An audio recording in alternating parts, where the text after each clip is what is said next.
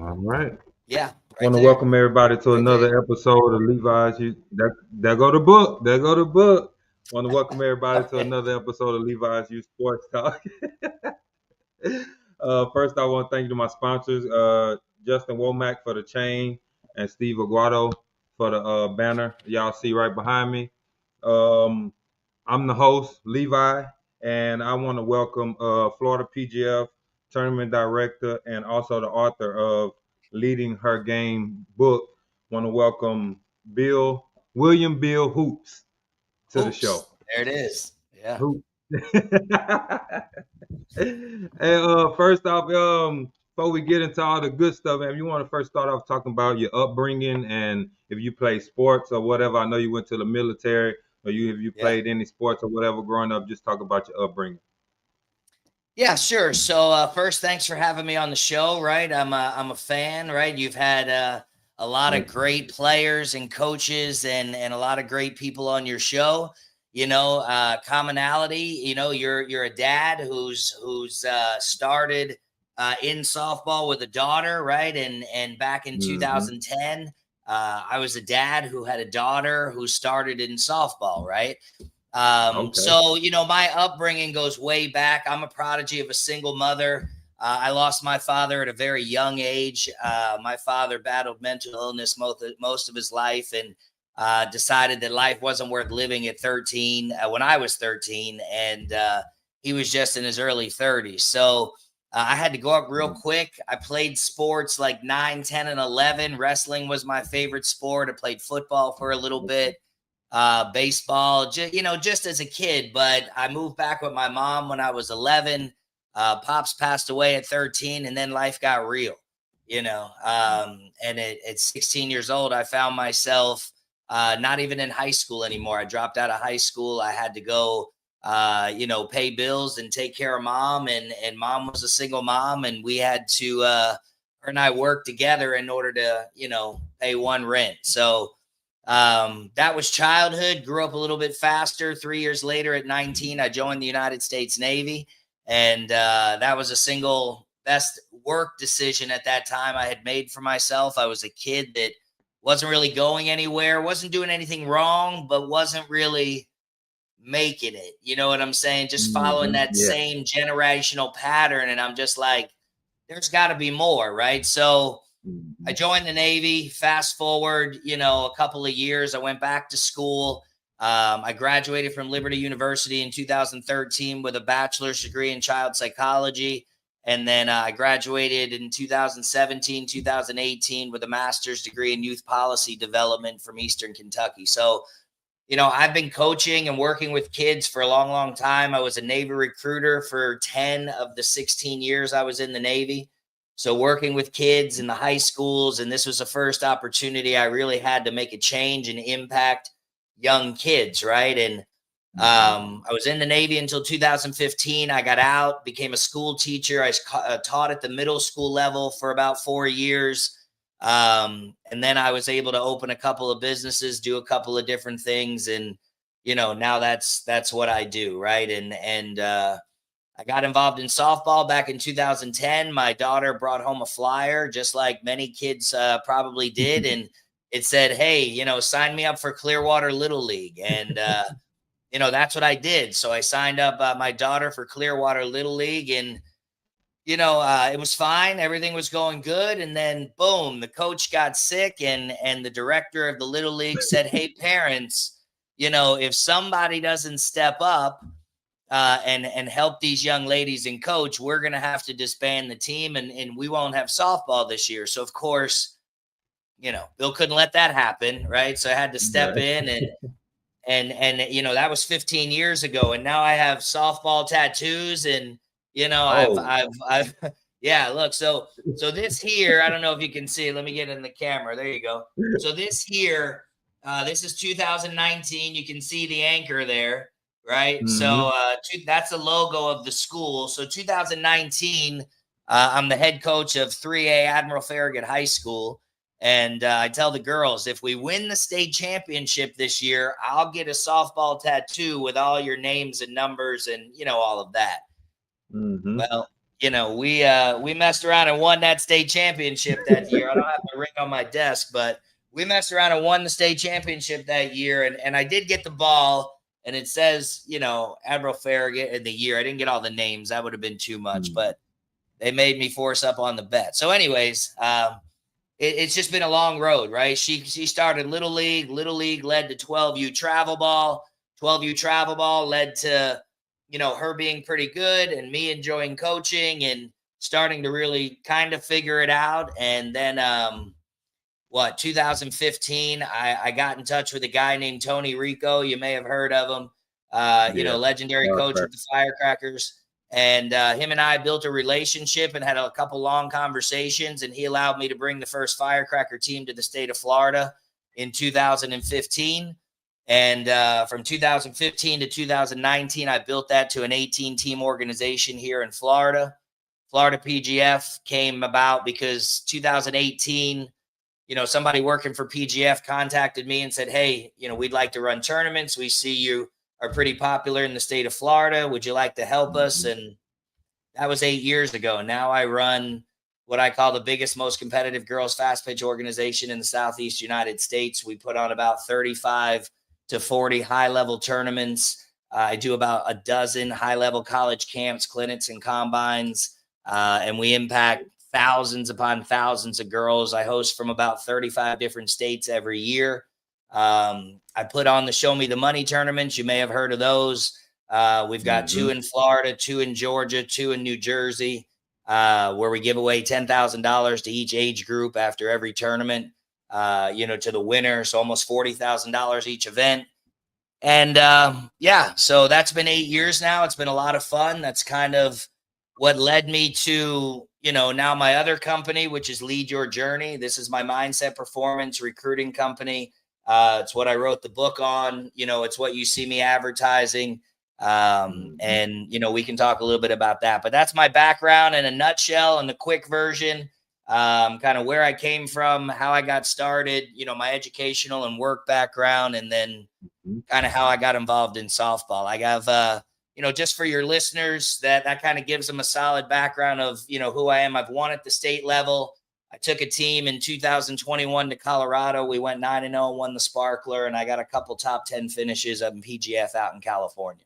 So, I've been doing softball for a while and have coached and played at the highest level, and probably have put 1,000 girls in the last 15 years at some level of college in different ways. Okay. And so I'm not too familiar with the Navy part. We're gonna go back a little bit, but you was a chief petty officer. Now, in real life, that kind of sounds a little a little weird, right? Petty, being petty. So what's the meaning behind being a chief petty officer? Sure, chief petty officer, right? Chief petty officer bridges the gap between your sailor E6 and below, right? So E1 through E6, these are your blue shirts, your junior sailors, right? And then your O1s, your officers. You have the officers that kind of are the upper echelon, if you will, and the chiefs are the rank of E7, E89. These are the middle, right? Senior enlisted, but they bridge the gap between the junior sailors and the officers. We are the leaders on the deck plate, right? So, you figure if the captain is the CEO, right? We're the people that go out and run the deck plates, lead the divisions, get the job done. We bridge the gap. We write the evaluations. Essentially, the chiefs lead the Navy, right? So, only 22% of the people that join the Navy on the enlisted side make it to the rank of chief petty officer. We're the only branch that when you make chief, you have to essentially go through a senior enlisted boot camp. Used to be called initiation. Now it's called induction. It's a little sweeter, a little softer Navy now. And, so you can't say all the things that, you do, but being a chief in the Navy is one of the greatest achievements and accomplishments I've ever had, right? It taught me leadership and, how to take care of people. It taught me the word humility, that any kid coming from any place, no matter what happened before they got there, can show up with a hard work and a good attitude and good effort, and can do the unthinkable. and being in the Navy and certainly being a chief allowed me not only to do well then, but be able to now take that and that leadership and instill it into young minds, instill it into young women, and help them become leaders, for their future. Because we're all in a game, but eventually this game ends, right? Whether it ends for them in high school, whether it ends for them in college, or whether they go on to the pro leagues that have formed and are now forming as we continue to try to break through that market. Eventually it ends, so leadership and the ability to be able to go into boardrooms and handle real things in life, those are the lessons we should be teaching on the field. Okay. So when you became the PGF the tournament director, like Yeah. what's the process in that? Like once you decided, okay, yeah, I'm gonna do this, is it like a certain steps that you have to take, or it was like reach out to somebody, okay, you're a tournament director? Sure. So I think running tournaments is like running anything else, right? If you're Mhm. running an automotive shop, you have to have good sales, good product, good customer service, good environment, Mhm. right? You have to have good systems in order. You have to have good communication. So I think that it's just that, right? Out here, my team does a great job with the environment that we're in, with the events that we put on. So I think just doing a great job led to our teams and our families wanting us to put on more events, because they're well organized, they're on time, the information goes out. So we take pride in not just being tournament directors, but I've been doing this so long that I've had kids that started in 8U that are now graduating high school, right? Like I've Mhm. raised these kids on the field, right? They come up to me and high five Coach Bill, and I've known them, since they were playing 8U ball on the same field that they've now played their last travel ball game on. So Mhm. I think the steps to being a tournament director is the steps to being a great leader, and the steps to being a great parent, and the steps to being a great supervisor. You have to be consistent. You have to have great communication. You have to have great customer service, and you have to go above and Mhm. beyond, right? I make it a pattern and a priority to where every Sunday morning, I go around and I shake every coach's hand before they start their bracket play or they continue their Sunday. And I thank them for coming to my event, and I tell them I appreciate them being there. Is there anything that we could have done to make today better? How can we make your experience better? Because I mean, you're a parent, right? You go to work. This Mhm. stuff costs money, right? You work all week. You want to come. You want to enjoy a good environment that Yeah. isn't crazy, but it's a lot of fun. It allows you to be yourself, but Mhm. be cordial and kind with good officials that understand customer service, and a tournament director that can answer questions, a UIC that can confirm the rules. This is all what people ask for. If you put on a good event, then being a tournament director becomes very easy, right? But you have to build that culture. It took a lot for us to change that culture here in Florida and help people realize that this is a different tournament. It's not just show up, play on the dirt, but it's show up, be respectful, get respect. The dirt gets turned over, the community becomes great. And we do more than just run on tournaments. I mean, I give back. I do fundraising tournaments. We had a coach in Florida Mhm. that just passed away last year. One of her wishes before she passed away was to give back to a fund that fought the type of cancer she had. And we put on a tournament, and that one tournament as a community, we raised over $7,000 and donated to the fund that she asked. So it's more than just putting on tournaments. It's raising people's kids. It's building community. Mhm. It's really reaching out to people and asking what people need, and then kind of just providing that. Okay. When you do the tournaments, do you do like live feeds to get the pool sets? I know here Jeff Mack, he do like the live, like they'll go on Facebook Live. Mhm. Like if you don't do it that way, like how do you set up like your pools?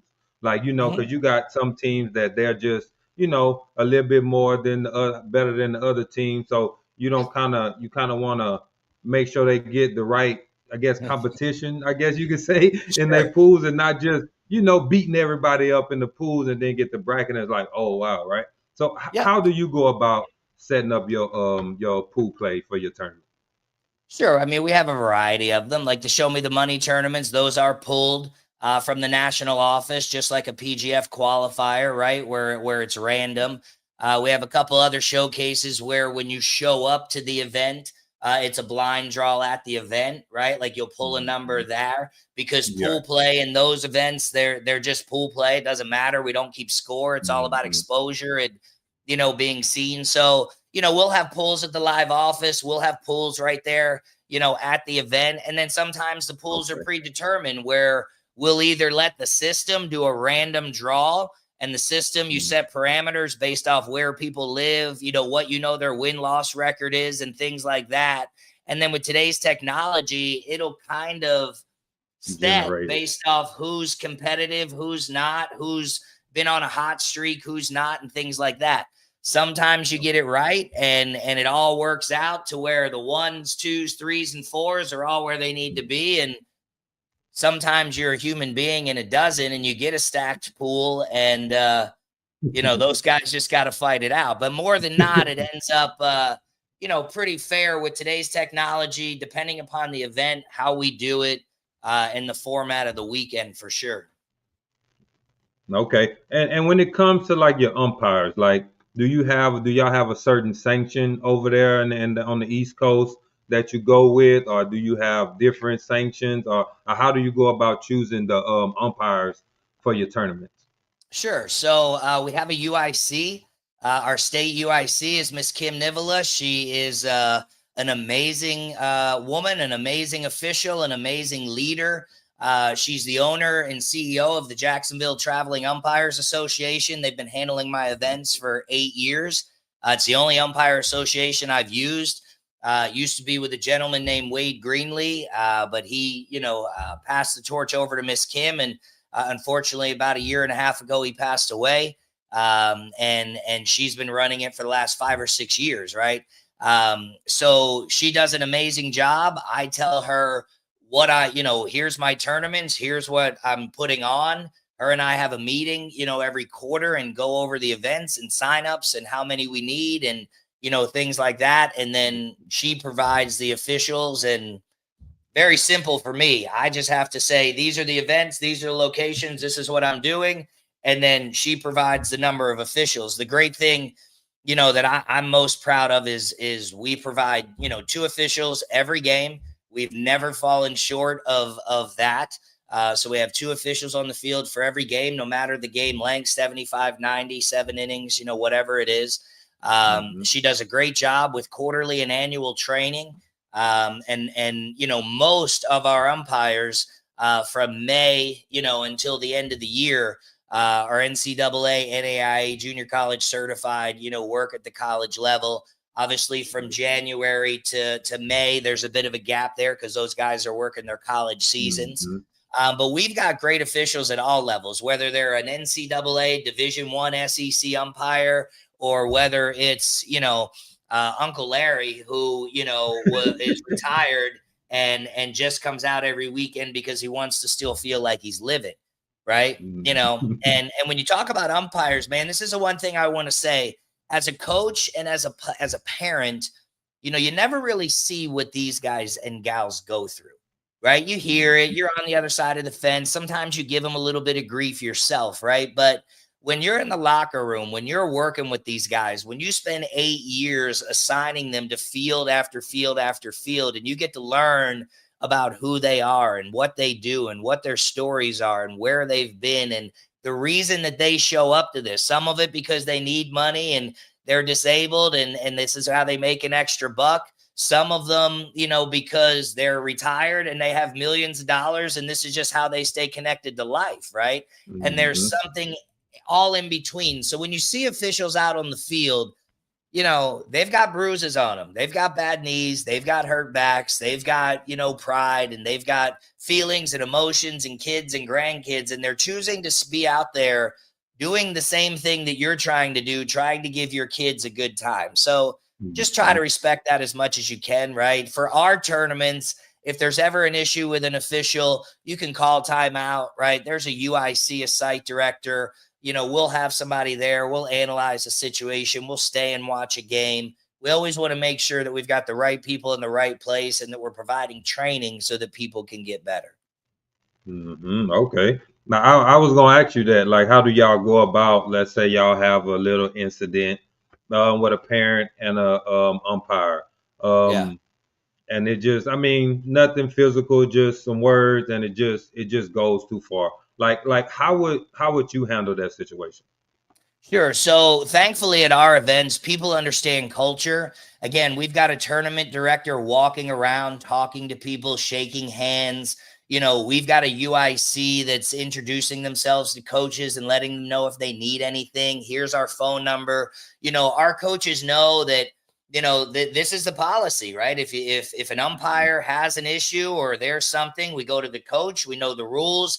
If a parent chirps, they're going to get, a warning potentially. Right. But if they continue to go, they're going to be. We've dismissed parents from a park, right? Mm. Like, it's the last thing we like to do, but we just don't have those issues. There's other sanctions around that, we'll hire police officers to walk around and, because they have those kinds of issues. When people come and they play Florida PGF, I think people already know, just based off 8 years of the way we run our tournaments, what the expectation is, what you're going to do, what you're not going. Some people don't play with us because they don't think they can get away with certain things, right? They just know that, okay, well, I'm going to be this way. This probably isn't the place for Mhm. me. So it's just taken a lot, right? It's taken physical presence of me walking around. Hey, is there anything I can do? Hey, is there anything you need? Hey, is there anything we can do to support? Thanks for coming out. Here's this, here's that. It's just building a brand. And then I'm constant on social media. I provide great information. I'm constantly doing education, through the book and everything that I've written and everything that I've done. Now we're going out and educating, and so when the people come to my events, there's an expectation of greatness from my company in order to be able to deliver a good product, greatness from them and their behavior and how they act. And it's just a culture and quality thing. And if you're a part of a great team, then you know what that feels like. And we've just built a great team over the last 8 years. That's one thing I could say about the PGF tournament down here where we attend. Like Jeff Mack, and then the other one is Chad Steers. They walk around. They constantly, interact with parents, talk to the Yeah, players, the coaches, all that. So at least I can say PGF, y'all have a good thing going. Y'all tournament directors are really good, and good. it's a good thing.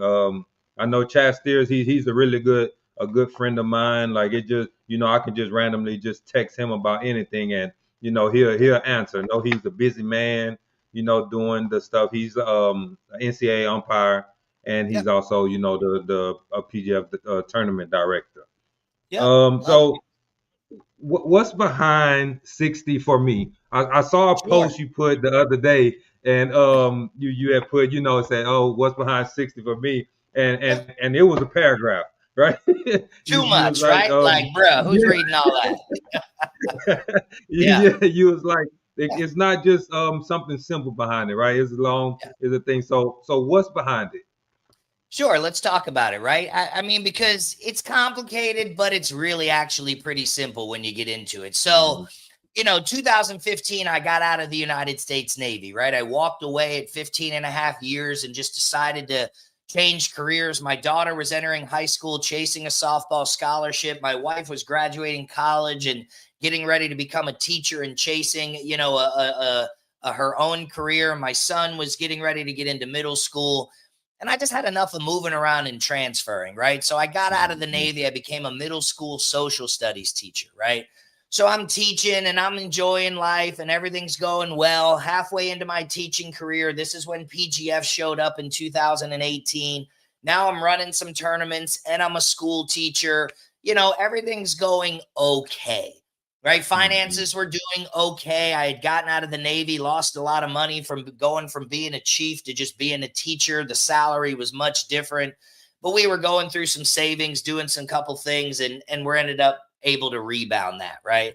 But by 2020, COVID hit, right? Now I'm 5 years Mhm. out of the Navy, and I didn't really realize how much I was missing the Navy. When you're not doing something every day, you kind of just get into this rut. I call it moving positive in the wrong direction. right? I'm not doing anything wrong. I'm not bothering anyone. I'm doing my job. I'm taking care of my kids. I'm being a decent husband. Like life's okay, right? You're just kind of on smooth sailing street, right? Um, but I found myself going from a military environment where I was marching left, right, left, keep it in step every single day, and doing push-ups and sit-ups with the fellas, to now I'm a school teacher working in a primary female environment, and all these people want to do is feed me cookies and cakes, right? That's all they want to do, man. Like, here you go, Bill. We brought you this. We brought you this. And I'm just like, one day I looked down and I was 225 pounds, right? I was 225 pounds. Now, you've never seen me in person, but I'm 5'6", right? Like I'm a little dude, right? So when you're 5'6" in relation, you see me now, I'm 170, right? But I got up to 225 pounds. I was just not healthy, not doing well. It just wasn't going good. So February of 2020, February 18th, coming up on 6 years now, I was in a head-on car crash. I'm driving home from the season opener. I just beat Osceola High School. The school beat them for the first time in opening history, ever. We're coming off a state championship. Life's good. I stop by Mama's house. I say, hey, Ma, we won the game. How's it going, girl? Here's a cheeseburger. Life's good, right?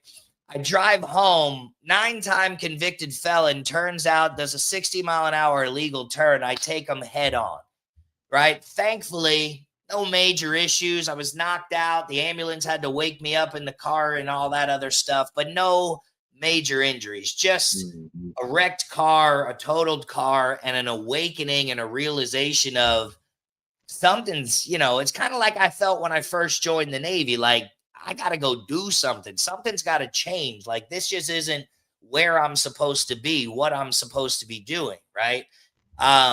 So I sat on that for about 4 months. I healed from the crash. And then in June of 2020, I just turned on my Forrest Gump and I started running. I told my wife, the world shut down. I can't go anywhere. I can't do anything. I'm going to go start, I'm going running, right? I'm going to start working out. You know what I'm saying? And so I did. And I just started running this trail. And after the first month of running and doing 14-minute miles and getting my hefty butt back into somewhat of shape, this phone that, you carry around with you everywhere, I started taking little selfies and going, hey, got my 60 minutes today, posted on Facebook. Hey, I got my 60 minutes today, posted on Facebook.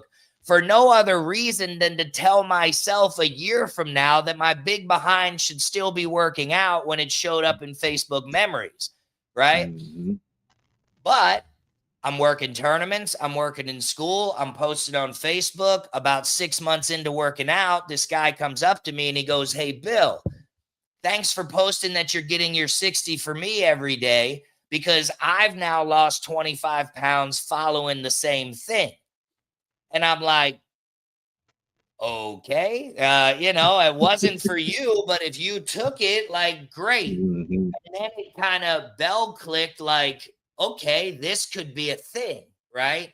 And so for the last 6 years, I have just been consistent in being consistent, right? And 60 for me turned out to not just be a workout, but it turned into an actual lifestyle, right? So, here's the basis of it, right? 60 for me, if you, give 1 hour a day, 1 hour a day, focus just on you. You're a father, you hold this podcast, you're a coach, you're a leader, you're a mentor, you go to work.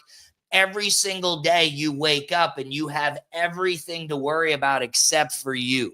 You have everything to worry about it. Listen to what I'm saying now. You have everything to worry about except for you. As a man, as a leader, as a person, the last thing we tend to think about is ourself, right? We go outward and think, if I fix the girl, if I fix her hands, if I fix her feet, if I make her feel better, if I help my wife, if I just do this, I'm going to feel fulfilled, right? And somehow we always fall back a little bit short, because what we refuse to do is refill ourselves, because that could be selfish, right? So 60 for me is 60 minutes a day for you to refill your cup, whether that's through workout, that's how it started, but now it's through reading, writing, researching, right? And becoming the absolute best version of myself, right? So now every day, it's not just 60 minutes, it's 60 minutes times 24, right? If you live 100 years on this earth and you only spend 1 hour a day of every one of those years taking care of yourself, that only equals 4 years. 1 hour a day is 4% of your life. That means you'll spend 96 other years taking care of other people.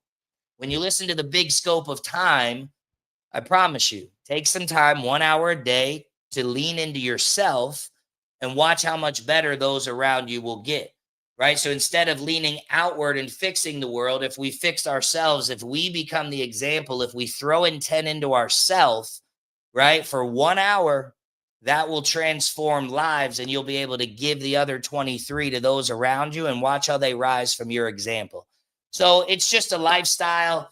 It's a movement. It's turned into 14,000 followers and over 1.5 million views every month on Facebook. It has turned into everywhere I go at a tournament in the Southeast, people saying, hi, how you doing? Thank you. I appreciate it. We follow you. I enjoy your stories. So, I've taken all 15, 20 years of what I'm doing and now throwing it back into the community to help other moms, help other dads, help other kids shorten that time of the craziness in this sport. So that's a little bit about 60 for me, how it started, where it's going. It's now, Lead Your Journey. Lead Your Journey is the company. 60 for me is now the program with the 2 pillars of intentional effort and being the example. And this is what we teach through Lead Your Journey with the girls and the teams that we're working with every single day. Okay. Man, that's something. I need to write that down, man. 60 minutes. That's it. That's all I need. I can send you a whole program, man. If you really lead, I wrote a book about it, baby. Right. I can send you a whole program. But think about it though, right? Take it a step further. Think about what we do as parents and coaches, right? As parents, we drop our kids off at the field and we say, go work hard, go be the best, go outwork everybody. There's so many girls that are trying to take your position. You got to go be the best. And while you're doing that, I'm going to be sitting in the Starbucks line getting a drink, right? And I'm going to be sitting here listening to the radio, scrolling on my phone, playing Monopoly. And when you come back in, I'm going to ask you why you dropped those 2 balls during practice and you didn't work hard enough. Come on, man. Yeah, you're right about that. Come on. You're right, because that's exactly what we do. Come on. Instead of, come on, man. Come on. Right? I can talk about this all day long. Listen, I love our families. But there's a better way to do what we're doing, right? You hear so many parents, your kid's 13, you may be going through it now, right? You hear so many parents, 12, 13, 14, 15 years old. She doesn't talk to me. She's withdrawing from the game. I don't know what's going on. No matter how many times I try to work with her, she just pulls back. She doesn't listen to what I'm saying anymore. I don't even know if she wants to play the game. I wish I could break through to her. If she would just talk to me, everything would be okay. That's all the questions. I've heard them questions. You heard all of that before. You and your wife every night go, what should I do? What should we do? You go and talk to her. No, you go and talk. Well, she said this. I don't know what maybe if we just leave her, let's just see what happens this weekend. Mm-hmm. Yeah. Hey. Yeah. Man. Hey, that's how do I know? How do I know? Right? You've been through it. Yeah, I know down. Because the kid on the cover of this book is my kid. That's my kid. She lived it, right? She lived a military man being told overnight that he should go coach a group of 9-year-old girls, right? What's that look like? You understand what I'm saying, right? She lived the first wave of me learning how to adapt, how to become a better coach, how to listen to what girls are saying, how to research and develop. So fast forward to 2022, right? We're 2 years past COVID. I'm in better shape now. Life's going good. We're back on track. Things are going well. I've now been running tournaments for 5 years at this point, and I'm starting to see every single gap in the way that families are working good and kids are responding, and the way that families are not working well and kids are not responding.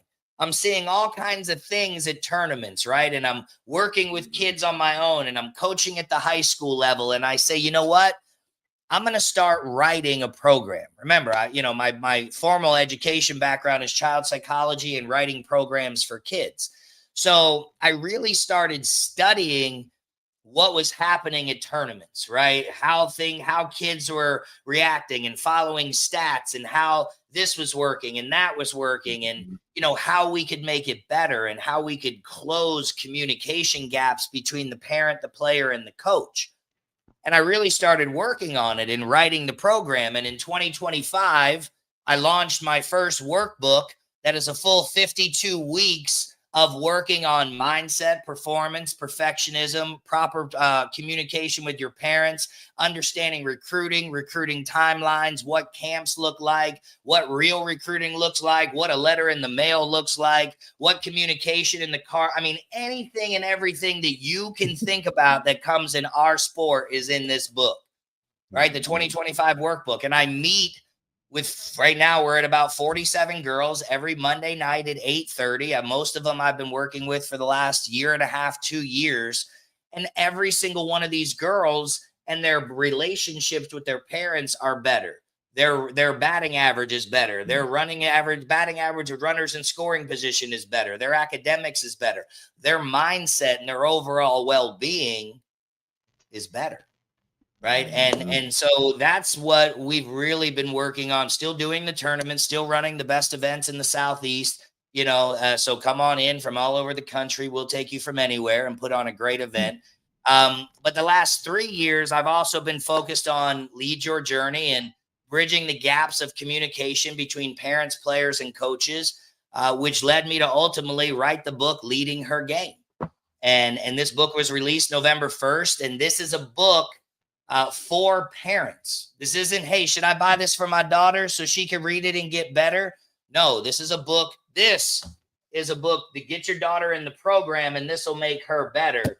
This is a book for parents that you can get on Amazon that will teach you how to work with, speak with, coach, and raise a high-performing, high-level, high-impact daughter.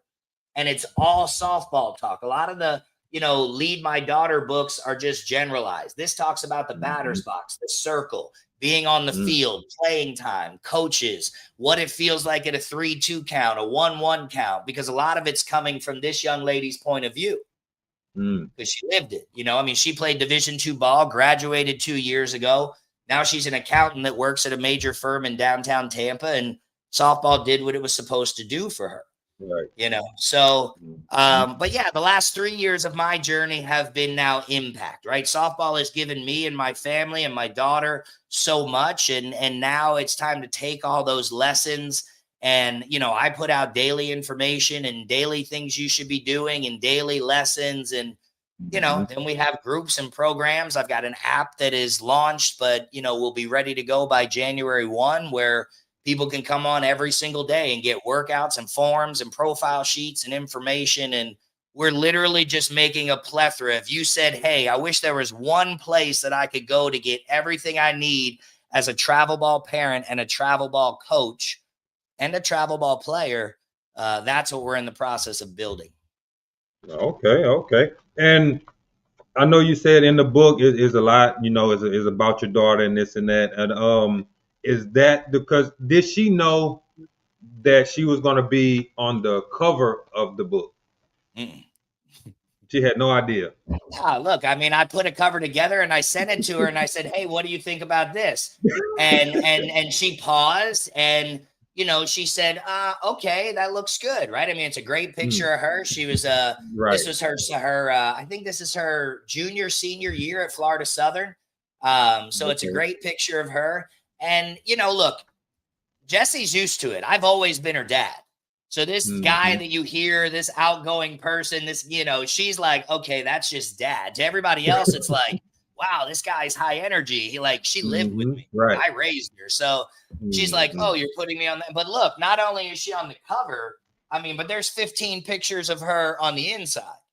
Okay. But the book is not about her. She's in it. And if you look at her pictures as she grows up through it, it provides a storyline of how she aged through the game.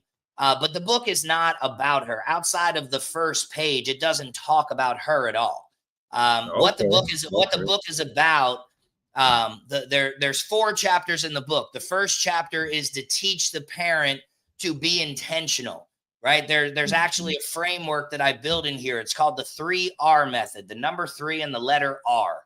Right. And that 3R stands for recognize, regulate, and reinforce. Right. So as a parent, we want to recognize, where are we at?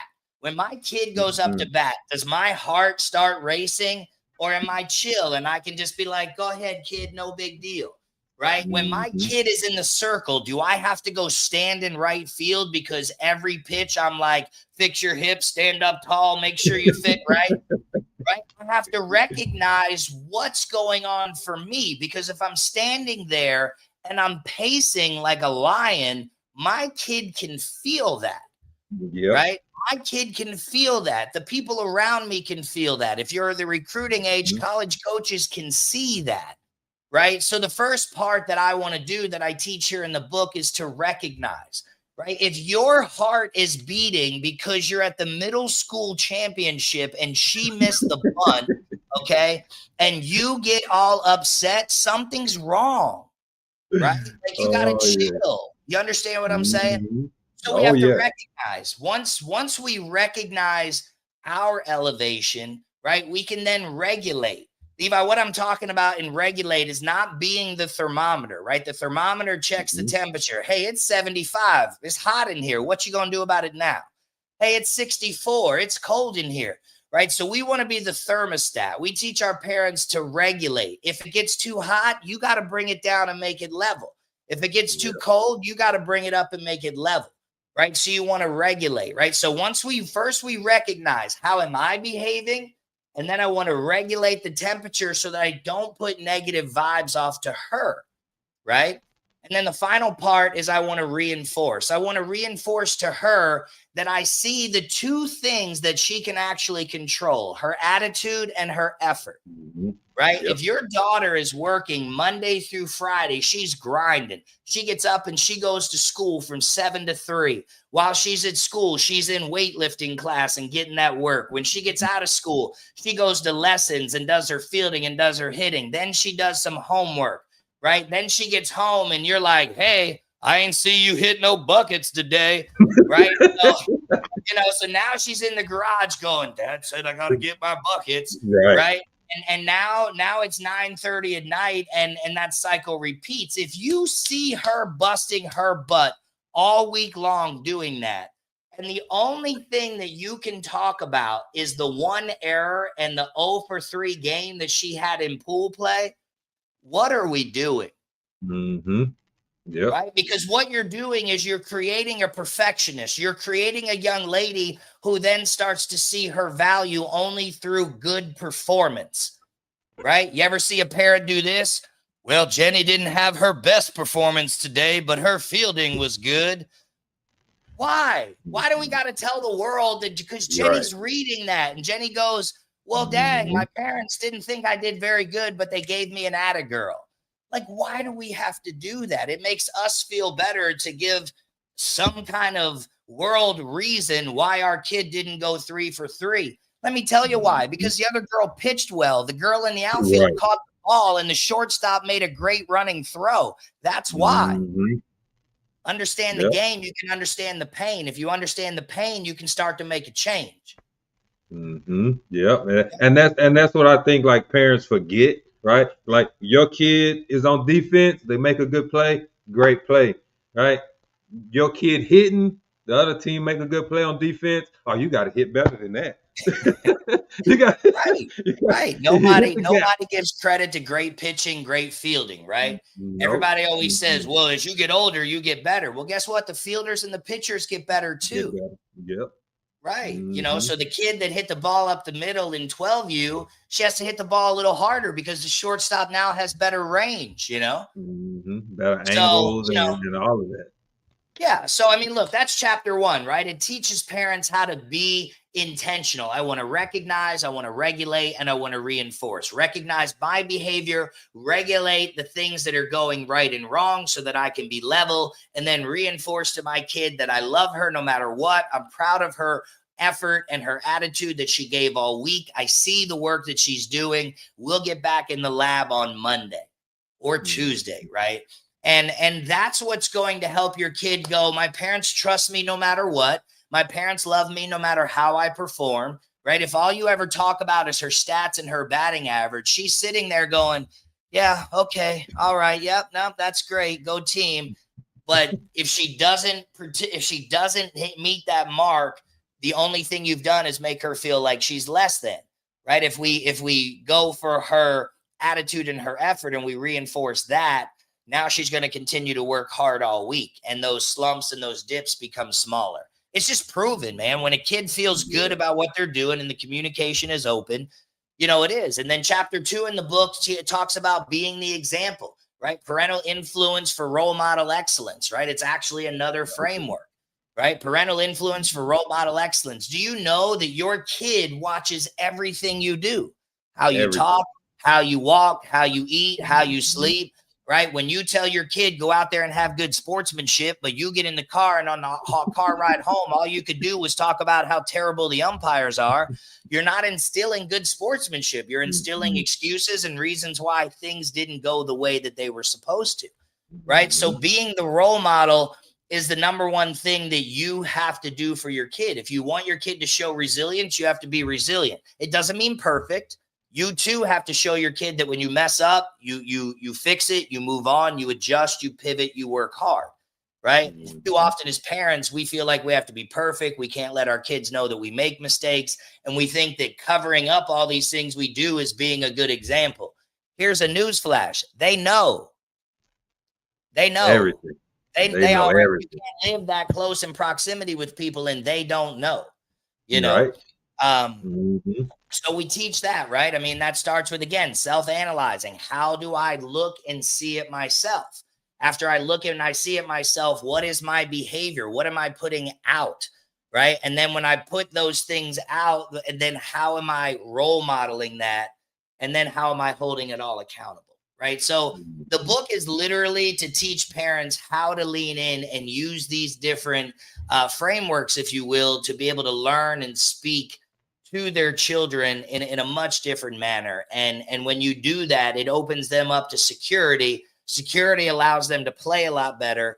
And you have a whole nother way to hold them accountable, right? I mean, look at my shirt. It says goals. Why not work for them, right? If we are Mm-hmm. goal oriented, if you sit down at the beginning of the season with your daughter and you say, hey, here's our goals. What are our goals? Give me your goals. Okay, this is what I'm holding you accountable to.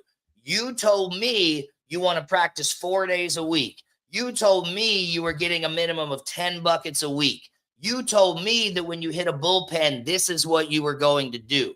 You told me that on tournament days, you would be up at X, Y, and Z time, and this is what we do. If we create a plan, then we have accountability.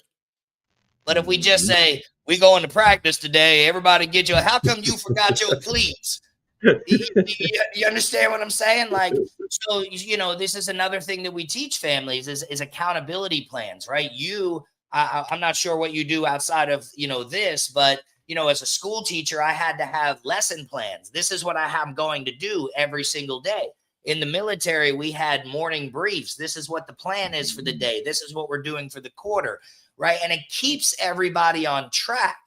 Right. But what we do as parents, we don't sit down and have these conversations. We don't make these financial plans, these accountability plans, but if you sit down with your daughter, there's 3 seasons in a year, right? You got fall season, spring or high school season, and then you have summer season, right? If you sit down at the beginning of every season and say, what are our goals, right? Not what Mm-hmm.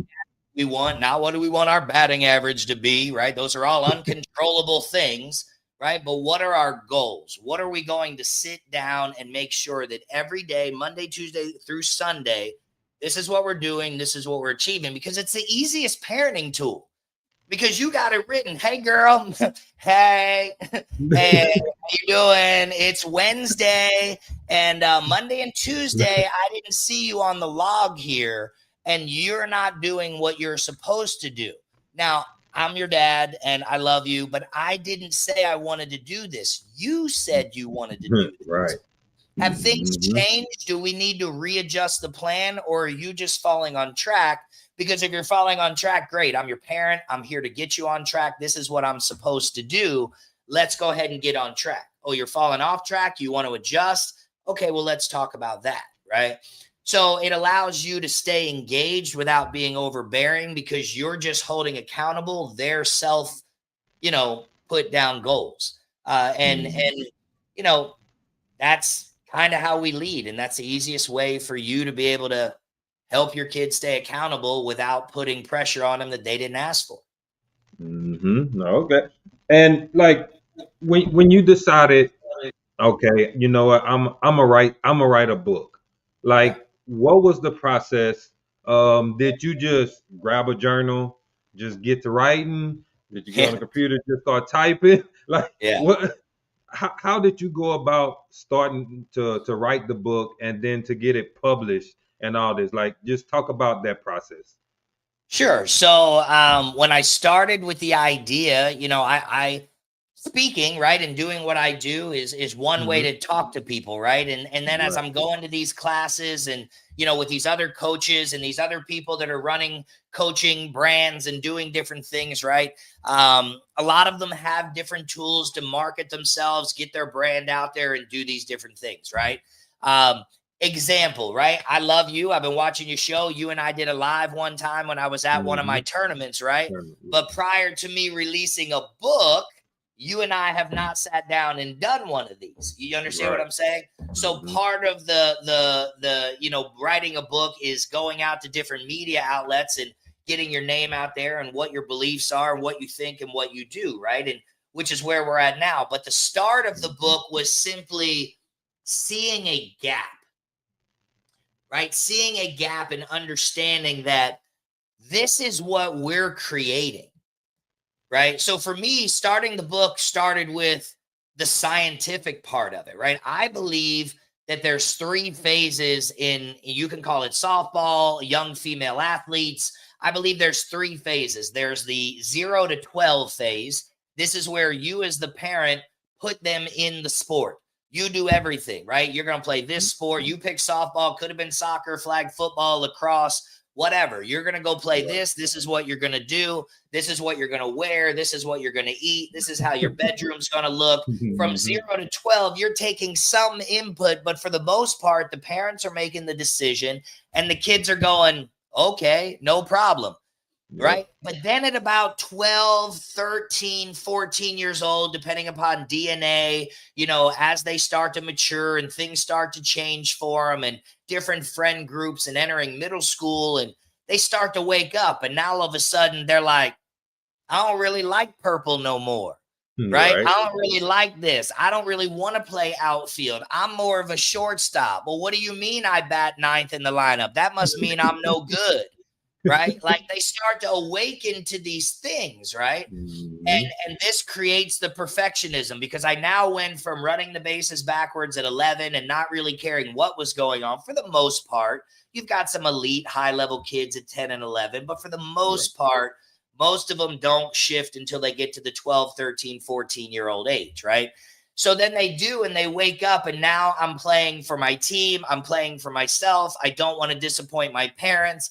And this is where you get withdrawn. This is where you get the behavior changes. This is where you get girls that are pulling away. This is where you get girls that leave the sport, because guess what? We chose this for them. And some of them at 13, 14 years old actually wake up and go, I don't even like softball. Right. Like, why am Yeah. I here? I would rather go do flag. I would rather go do cheer. I would rather be on the Yeah. chess or the debate team.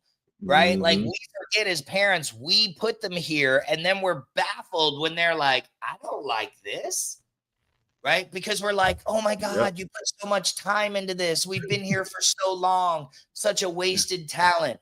And I get it, right? Sometimes kids get confused. You guide them through it, you help them through it. But that's what happens at the 13, 14, 15, the middle phase for me, if you will. This is where a lot of this stuff comes into play. It teaches you how to handle that 13, 14, 15. Because then in our sport, what happens right after the sophomore year at about 15, 16? Now we already know these kids are going D1. These kids are fitting in D2. These kids are D3, NAI, JUCO kids. These kids aren't Mm-hmm. getting done to their senior year. Now all that pressure is burst. Except June 15th for Division 2 and September 1st for Division 1 has come around, and that pressure deflates. The kids that aren't worried about it have left the sport. The kids that are getting committed early have gone, and the parents that are still waiting now have a better understanding. So that's the third phase. So as I started to understand that, now I'm understanding the fourth phase, which is when the game is over and we hand a kid a diploma and say, hey, you've been playing the game for 15 years. Have a nice day. We're all done with you. Mm. Now what do? Right? Yeah. Now they go through PTSD and they go through separation anxiety. Most of them, put on weight or get lost and take 6 to 8 months to a year to figure out what they're supposed to do next because the game's just over one day, right? So Right. as I was seeing all of this stuff, what was the best way to capture all of that? Put it in a book, write it down. Here's what happens. Use that formal education of understanding the brain, my situational awareness and experience of seeing every single thing. So I just started writing. If you communicate with the kid this way, if you're intentional, if you're the example, right? So, okay, what does that look like? Well, we want to recognize, oh, there's an R. We want to regulate. Oh, cool. We'll call this the 3R method. You know what I'm saying? So as I just started writing and thinking, I mean, it took almost 2.5, 3 years to get all of the information, compile it, put it all together. Then once I had it done, it's, hiring somebody to format it and put it all together and make a nice little pretty color and a cool little backing and do all the editing and cool pictures and stories on the inside. And, then that company publishes it and puts it on Amazon and puts it on 40,000 other platforms for it to be sold. And so all of that culminated with a launch on November 1st. And so far, we're 28 days into having the book out with, just a couple of these little podcasts and posting on my own Facebook page. No paid ads or any of that. But I've sold 82 books and, we've had 2 families that have gone on and left positive reviews. One guy said I changed his whole life and his whole household was transformed. And the information in the book was its weight in gold. And in the last 6 weeks, 4 weeks, him and his daughter have been the very best of friends. So great. If nothing else happens from the book, I changed that guy's family. So everything I put into it was worth it. Right. Yeah. So that's where we're at. That's what went into it is just, a lifetime. And look, here's what I found in writing the book. I love it. And I'm going to write 15 more over the next 3 years. Right. I absolutely love the process. I understand it now. It's better now. I can streamline it a little bit better now. I actually have 3 more books coming out at the end of this month, but they're workbooks. One is an athlete workbook for females, but it's religious based. It's an athlete workbook for males and it's religious based. And it's a workbook for married couples that is also religious based. So if you see the 60 for me there, it has the cross in it. And the regular program and workbook has a prayer in it every week, but it is not religious based. It's secular based with just a prayer in it every week because the girls in our group have asked for it. But the other 2 workbook, the male and female, this is literally going to be 52 weeks of a Bible verse, why it was written, how it applies to sports, and then 5 or 6 questions on maintaining faith, maintaining your sport, maintaining your relationship. And so I've gotten into the groove of writing books now, but this is the one we're focused on in the meantime.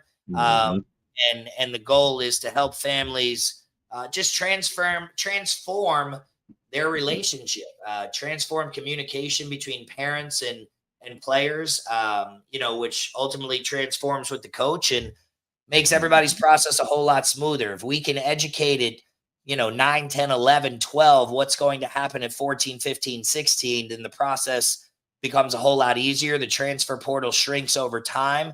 And we help a whole lot more girls stay engaged, feel good about themselves. And, hopefully on the back end, then we can help the coaches catch up. I'm working on some coaching certifications, some mindset and performance certifications for coaches that will allow you to learn, a quick lesson on what's in the book and how to relate. And, I took over a group of 9-year-old girls as a 34-year-old man that had no idea what I was doing.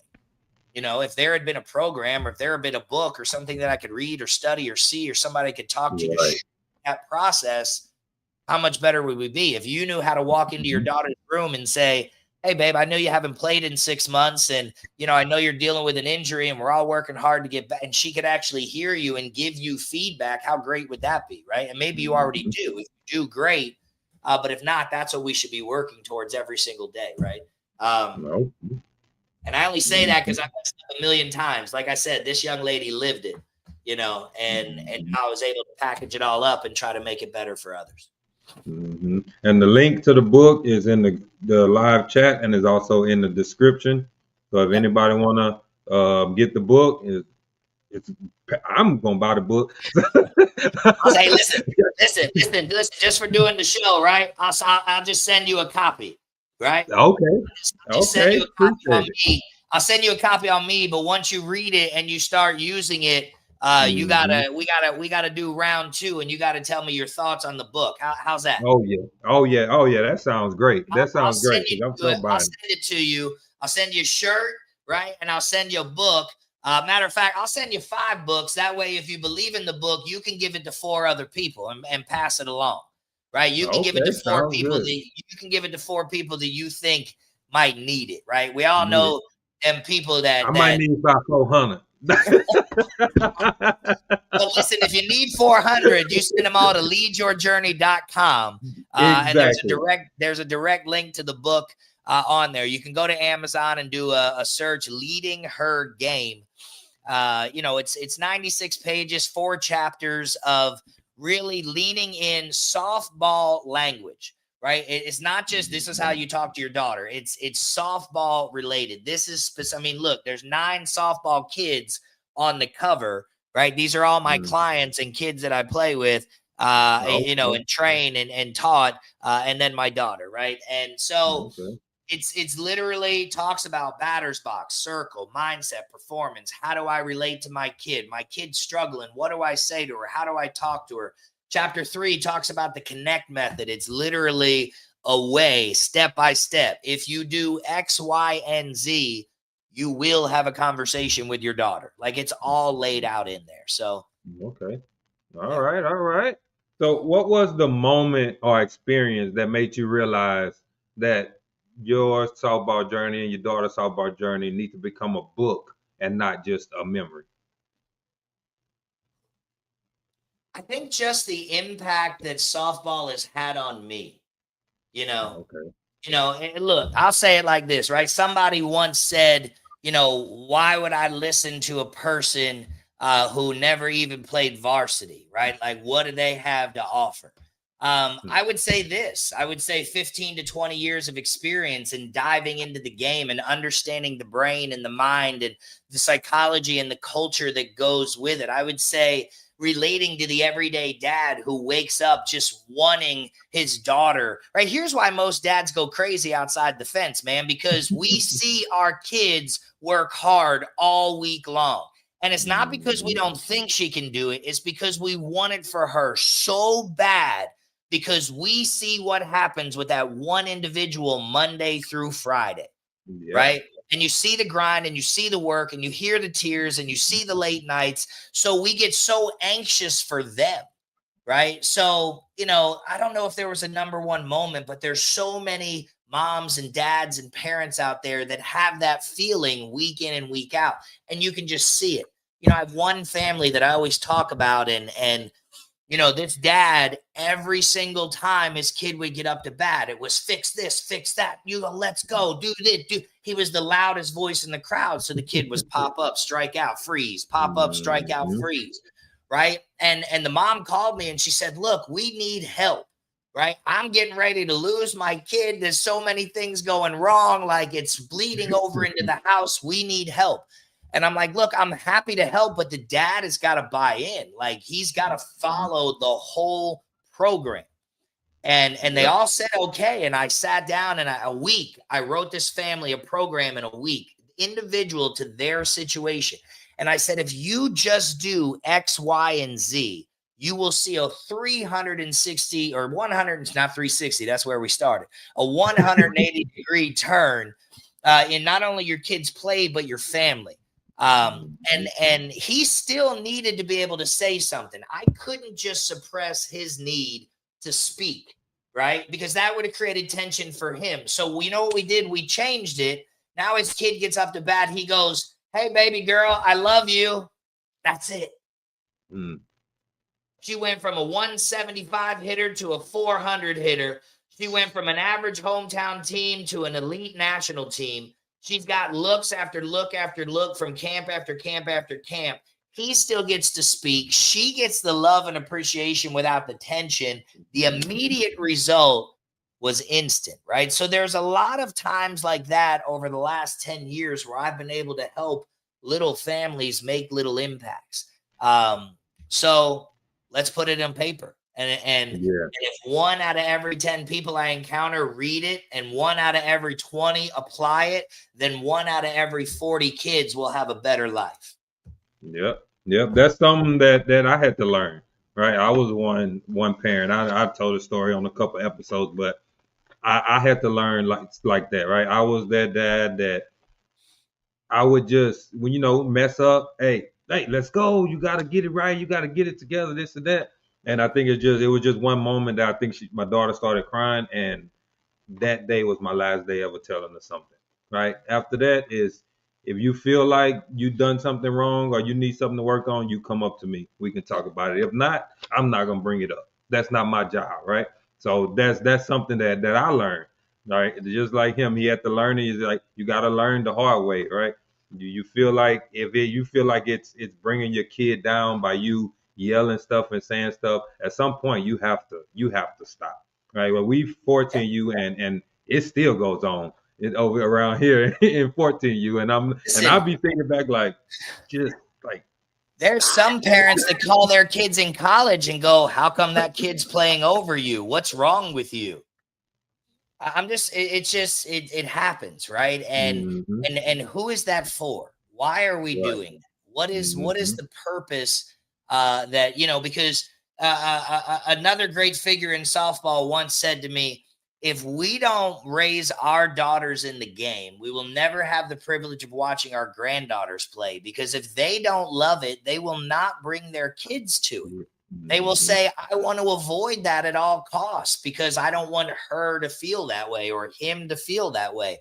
So, when you understand that, it makes it a little bit easier to kind of lean into how we train. And I would say to you, you don't have to stop talking to your daughter.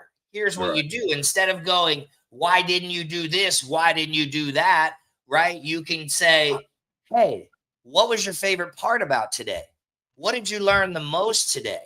What part about today made you feel like you were being a great teammate, right? What part about today was someone a great teammate to you? All you're doing is giving her the ability to say positive answers, right? You're giving her a question to think, and then the only response, unless she's like, nothing, right? You know what I'm saying? Like, I mean, if she's gonna be like, no, there was no good part about today.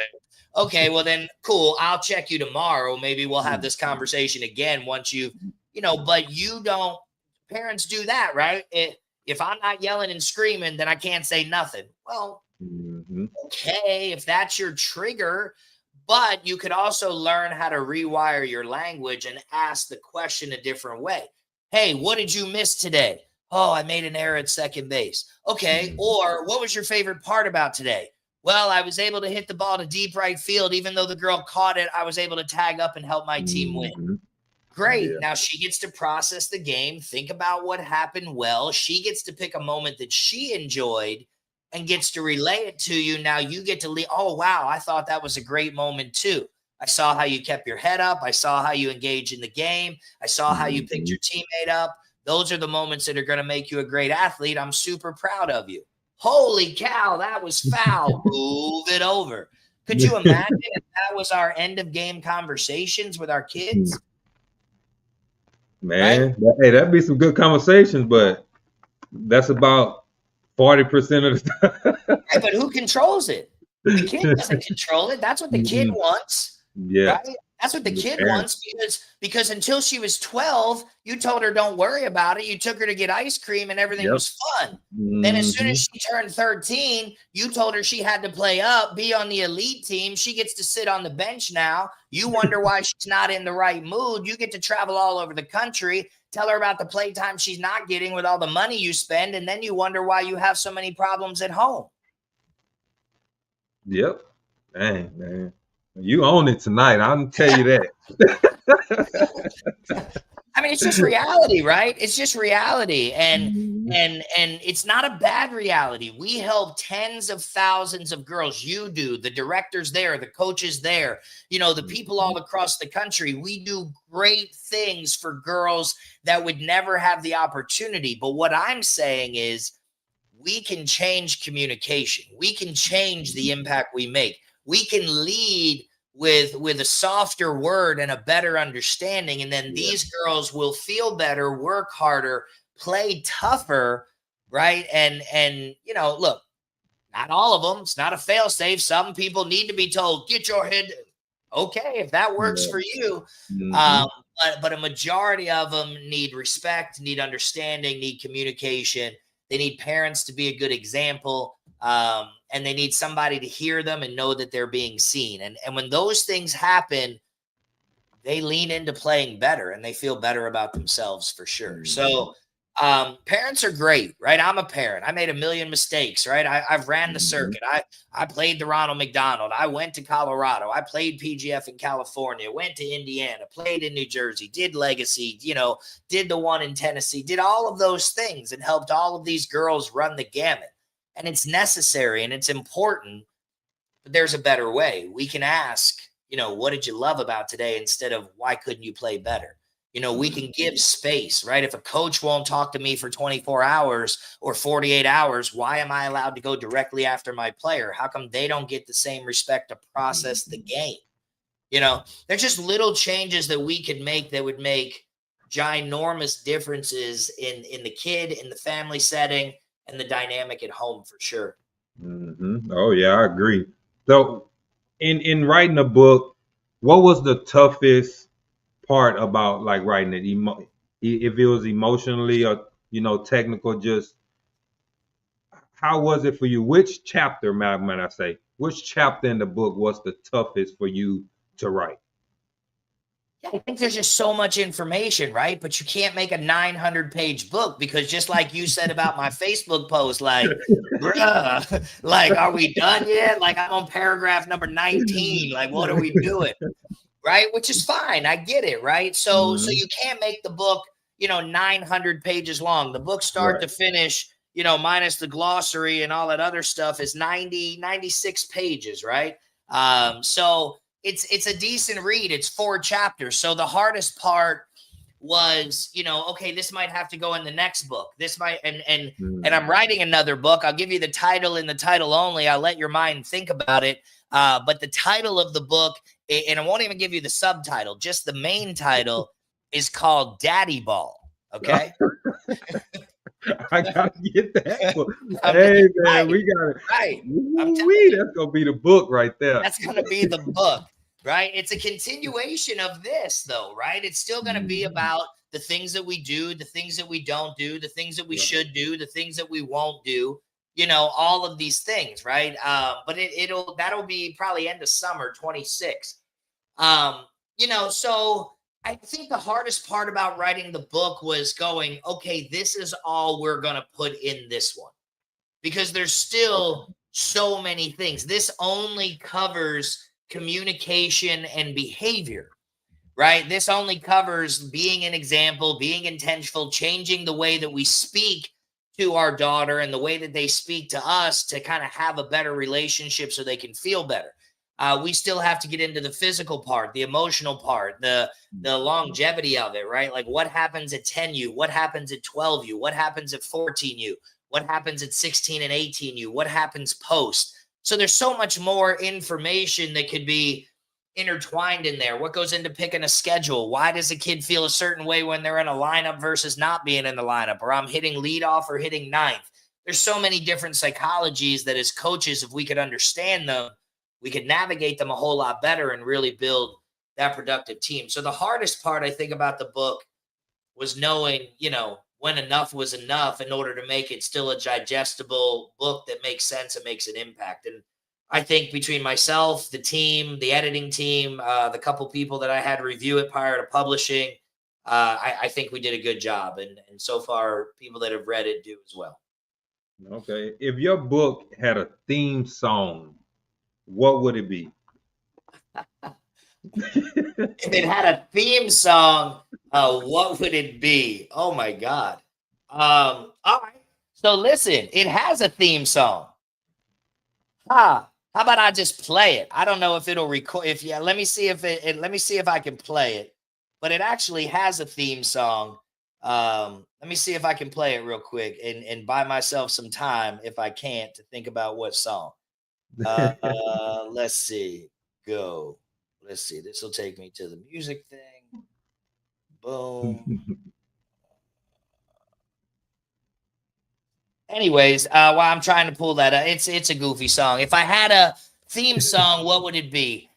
I don't know if I have is there a relentless, right? Nonstop. We're on point, headed to the top. I don't know, right? Let's see. Theme song. If I was sitting here on Levi's show, I tell you the lead your journey was good to go. I'd say it from the north. I'd say it from the south. I'd say it to every softball player to say it out their mouth. I'd say it one time and I'd say it twice. You could be a husband or you could be a wife. You could be somebody sitting in the stands. You could be talking to your kid or sitting next to your man. But the question you asked me is if my business and if my company would have a song, I'd say you can keep it in your mind. Whatever that song is, you can't get it wrong.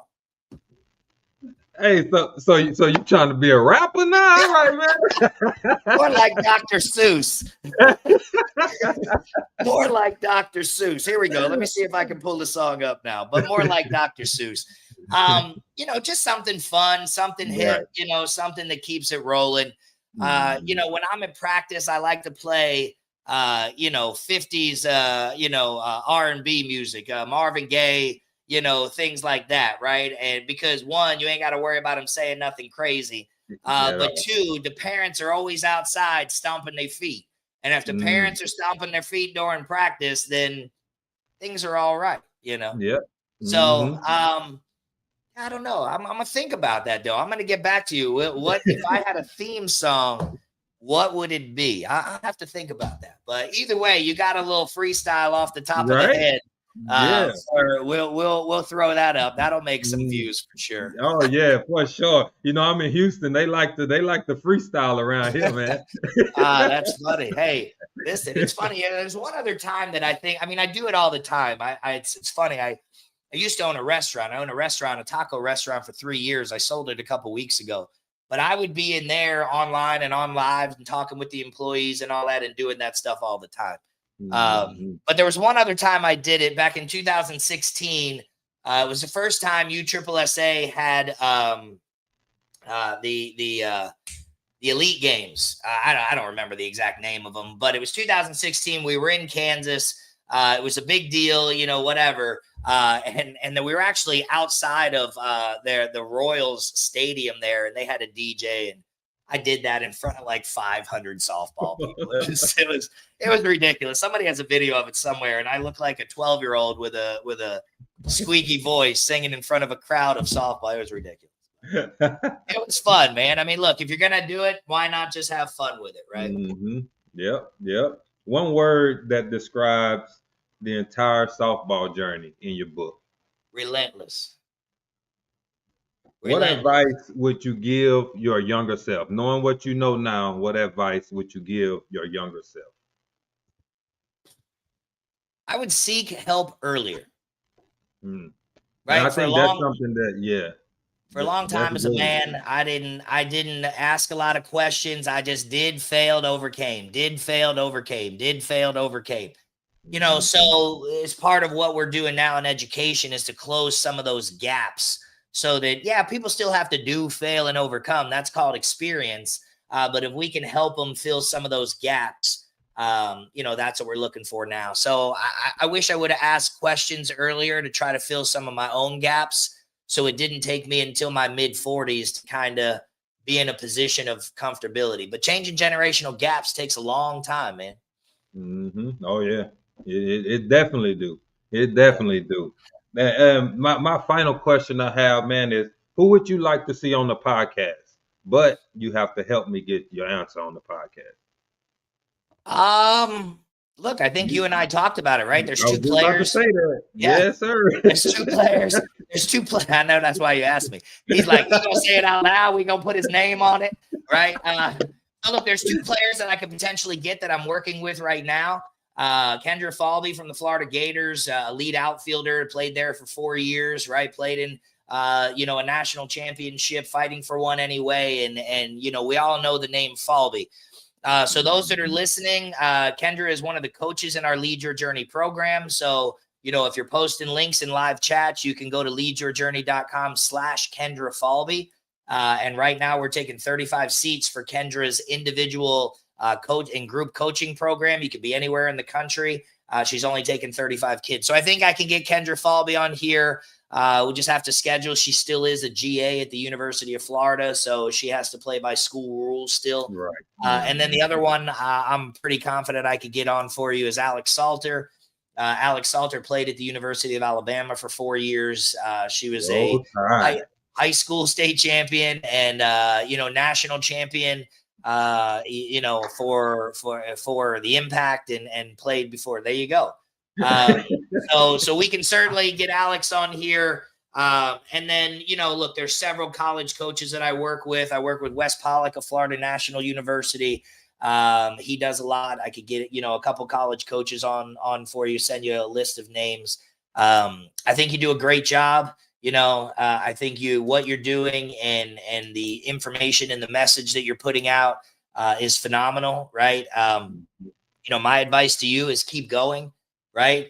One dad, me, started as a little league coach. And now 20 years later, I'm a state champion, a 2-time national champion. I run the biggest girls softball competitive league in the Southeast United States. I've written a book. I'm an author, smacked it, flipped it, rubbed it down. Oh no. Right. So, today you're running a podcast live on YouTube. You keep pumping it. You keep pushing it. You keep getting the right people on there. You keep these great questions that you had, the flow of the show. Very impressed. I appreciate your time and your ability to be able to help me get our story and all of that information out. So very appreciative, very grateful for your time on a Saturday night. And certainly will do anything I can to help you get anybody, on the show that would make sense. Yeah, even some of the younger girls that you have in your classes and your groups and stuff like Well, that. that's easy. That's easy. Yeah. That's easy. I mean, I can get Olivia Lewis. Olivia Lewis is a great, one to talk to. She's been with me for 2.5 years. Peyton Clark. This is a sophomore. No, Peyton's a freshman. She's a 2029. But there's a lot of big schools looking at her. She's a great prospect, plays for one of the top 16U teams in the state of Florida. She's got a couple NIL sponsors and different things that she's doing as well as a young kid. So could get her, I've got 35 kids that, we could bring on. If you'd like, the other thing that we can do is figure out a way to hook my Zoom up to your StreamYard and you can join us and we could go live for one of our Monday night classes and actually teach with 40 kids live on your show and, out to your community. So I'm happy to do any of that. I'm happy. My best friend lives just outside of Houston, so I might come visit him. And if you want to put a seminar together, we can talk to the whole community. Yeah, there we go. We go. Hey, anything, Yeah. and anything we can help. Then I'm all ears. Right? Anybody have any ideas for me? I take them all in. Right? Because part of starting. First, I was getting mainly coaches. Right? And then some told me like, hey, let's get these young girls, right? Let's get these young girls in front of camera so they can get used to it as Yeah. they get in. Once they get to the next level and stuff, they can get used to being in front of a camera. So that's why I was like, you know what? Let's start getting these young girls on here. And hey, but I just need to expand. I'm trying to, the Yeah. goal is to get all over the United States. Yeah. That's the ultimate goal for me. And listen, man, every single one of these girls, they have stories, right? One of Hmm. my clients has got a tumor in her shoulder. She's a high level pitcher. She has to go to specialist and get work, right? Another one of my clients, her sister was just stricken with a bone marrow disease that she needs a transplant for, and I mean, all of them have stories, right? Hmm. There's something to the community that we have, but it certainly is, in the words of my assistant state director, who's formulating her own brand called More Than Softball. But that's what it is. It's more than softball. We all get together every week because of the little yellow ball. But by the time it's all said and done, somebody's had a baby, somebody's lost a baby. Somebody's Hmm. graduated a kid. Somebody's got a promotion. Somebody's lost a job. Somebody's house is burned down. Somebody's dog has had puppies. Like, all of these things happen every Right. single weekend while we're out on the grind and we're doing this, right? So Hmm. we have to remember this is a huge, world, but a very small community. And, going out and doing what you're doing and enlightening an audience and speaking to a people and creating a brand, you're doing great things, right? So each one of these girls has a story, and the more of them that you can get out. Yeah, it's great to talk to me, and it's Right. great to talk to the old guys and the coaches and what we're doing. Hmm. And but yeah, I mean, if you're led to where your impact is the individual, I love what you do on site, doing live interviews, letting girls tell their Hmm. story. I've seen you do some of those things. Yeah. So you just you got to get yourself a little syndicate, a little brand. You got to market yourself, and I can help you with all that stuff. We can talk about all that offline if you'd like. Um, Okay. but there's an avenue, my friend, right? You just have to believe in yourself, and you certainly don't seem to have any issue doing that. Then all right, hey, again, I appreciate you for giving me your time. I know it's Yeah, late on your side of on over there on the East Coast, though. I really appreciate it, man. And don't be a stranger. yeah. And we can keep doing this again and again. Each time you write a book, here we go. Let's get it going. Here comes Bill again, right? Look, but I mean, let's continue to do it with your accomplishments as well, right? As Mhm. you hit X amount of subscribers and you get X amount of downloads and you get X amount of Yeah. views, like, you should be celebrating that, right? You Mhm. should have a form and a funnel to be able to, collect email addresses and let people know, hey, if you want to be part of the show, you got to sign up here. Start hitting people with a newsletter in their inbox with a drip like, there's a million and one ways that you can grow your brand, right? People want to hear stories. People want to hear impact. People want to hear from kids. And you are certainly a great medium to be able to deliver that. So, All right. All right, man. Again, I appreciate it, man. We'll be yeah. in touch for sure. All right, buddy. No problem. All We'll right, talk to man. you All soon. right. All right. Have a good one.